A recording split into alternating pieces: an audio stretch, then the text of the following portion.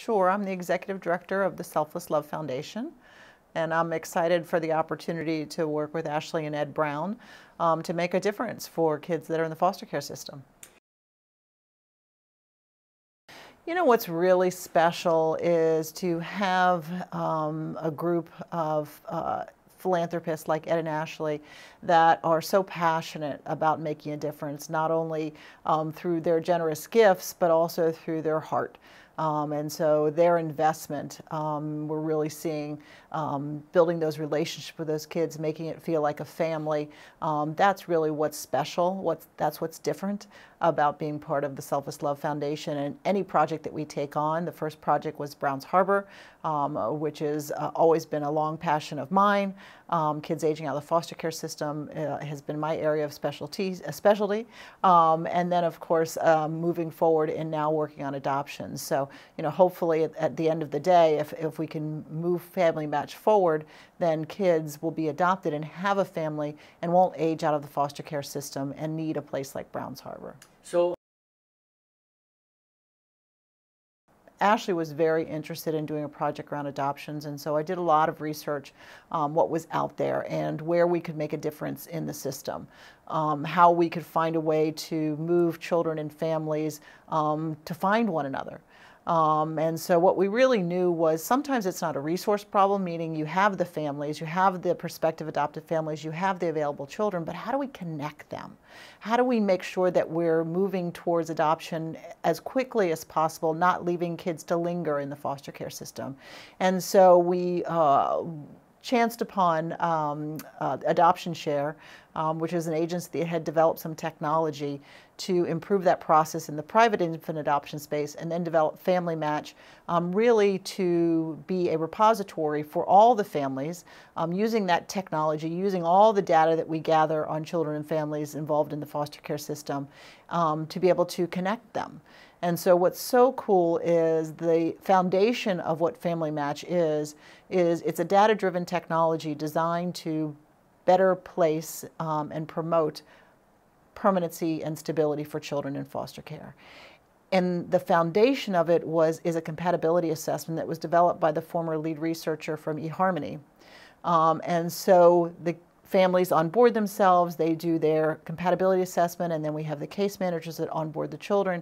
And then through the predictive analytics for this technology, they are matched.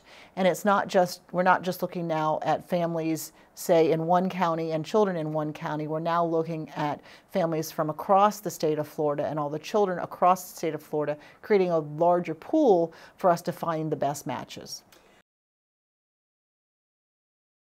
So what's really neat is Dr. John Gonzaga, he begins with doing a lot of research, right? And so researching what are the qualities, internal qualities in a family, and what are the qualities in a child that would make a good relationship.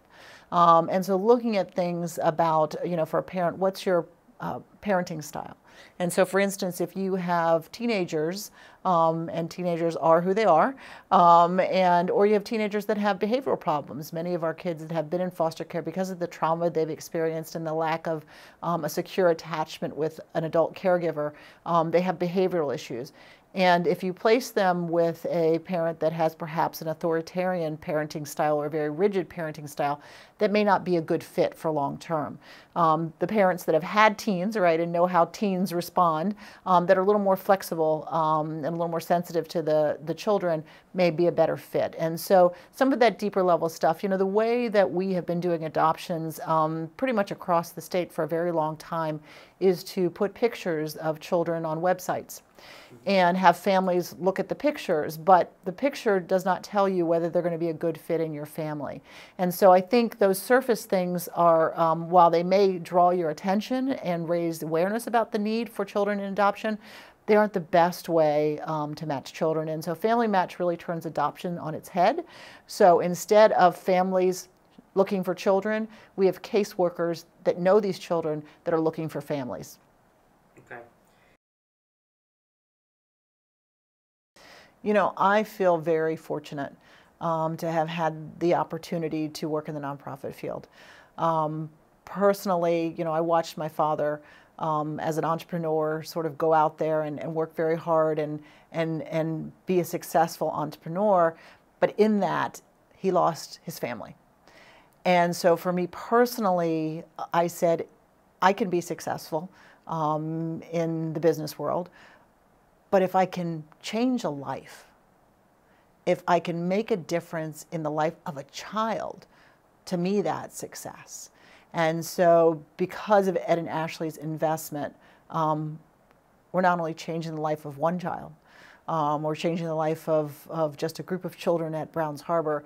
Now we're changing the life of children across the state of Florida and ultimately across the nation. You know, we've launched the family registration portion of Family Match. So within 4 days, we already had 100 families on board themselves. And very exciting. We thought we were going to start out as a small sort of pilot in Florida, but as we got out into the community and began talking to the child welfare providers, everyone understood how this technology could be a game changer in moving kids towards adoption. And so we're excited that we launched statewide. And for me, that means that you have a larger pool, right? Which is really what's exciting. And so we're going to get Florida sort of underway. Family Match has actually been, there's 10 states that are already interested in us going there next. And so I really see this momentum sort of spreading. And at the end of the day, how do we move kids towards adoption? Make sure that they have, you know, every one of us as a human being needs and deserves a family. That's our foundation for life. And these kids who have had such trauma and such suffering in their young lives, they need it even more than we do. And so we as a community need to provide that.